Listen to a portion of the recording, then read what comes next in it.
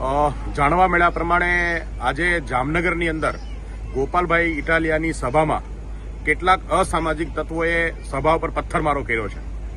આ ખૂબ જ નિંદનીય અને બહુ હલકી કક્ષાનું કૃત્ય છે. કેટલાક પોલીસવાળાની સાથે આ અસામાજિક તત્વ સભા સુધી આવી પોલીસવાળાની વચ્ચે રહી અને પથરાવ કરવાનું કામ આ હલકી માનસિકતાના લોકોએ કર્યું છે.